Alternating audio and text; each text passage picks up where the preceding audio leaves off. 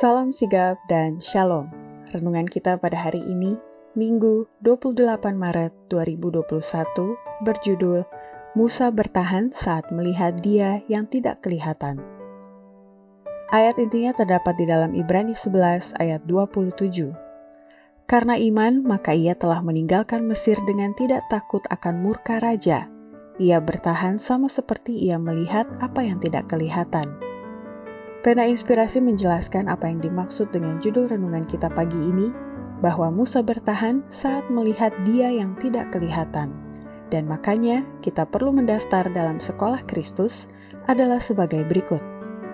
Pertama, Musa bertahan karena ia selalu mempertahankan roh kelemah lembutan, walaupun ia tidak dihargai oleh orang-orang pada zamannya sebagai suatu pujian, tetapi justru kelemah lembutan itu adalah persyaratan utama untuk masuk ke dalam kerajaan surga. Kesabaran dan kelemah lembutan dalam kesalahan tidak dihargai oleh orang kafir atau orang Yahudi. Pernyataan yang dibuat oleh Musa dengan ilham Roh Kudus bahwa dialah orang yang paling lemah lembut di atas dunia ini tidak dihargai oleh orang-orang pada zamannya sebagai satu pujian. Malah itu menimbulkan belas kasihan atau kejijikan. Tetapi Yesus menempatkan kelemah lembutan di antara persyaratan utama untuk kerajaannya. Dalam kehidupan dan tabiatnya sendiri, keindahan ilahi dari kasih karunia yang berharga ini dinyatakan. Kedua, Musa bertahan karena hatinya sudah diubahkan dan disucikan oleh Roh Kudus. Tetapi kepada hati yang telah disucikan melalui tinggalnya Roh Kudus, segalanya berubah. Ini dapat mengenal Allah. Musa disembunyikan di celah batu ketika kemuliaan Tuhan dinyatakan kepadanya. Dan begitulah kita disembunyikan di dalam Kristus sehingga kita melihat kasih Allah. Ketiga, Musa bertahan karena ia tidak menodai tabiatnya atau menurunkan reputasinya akibat ia difitnah sekalipun. Makanya terang serta karunia Allah senantiasa berada selalu padanya.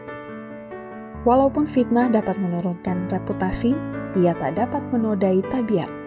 Ia berada dalam pemeliharaan Allah. Selama kita tidak setuju untuk berdosa, tidak ada kuasa, apakah itu kuasa manusia atau setan, yang dapat membawa noda kepada jiwa.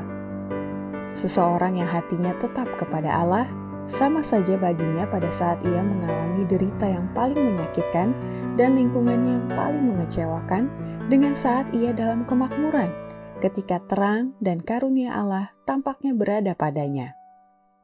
Keempat, Musa bertahan karena ia tidak melanggar hukum ketiga, yakni menggunakan atau menyebut nama Allah dengan sia-sia dan atau bersumpah palsu.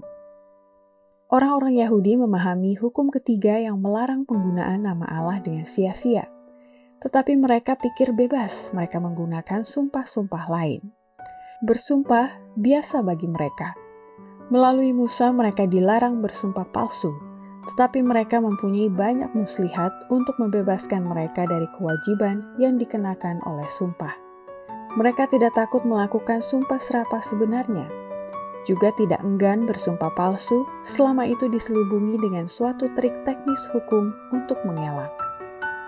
Demikianlah renungan kita pada hari ini, kiranya Tuhan memberkati kita semua.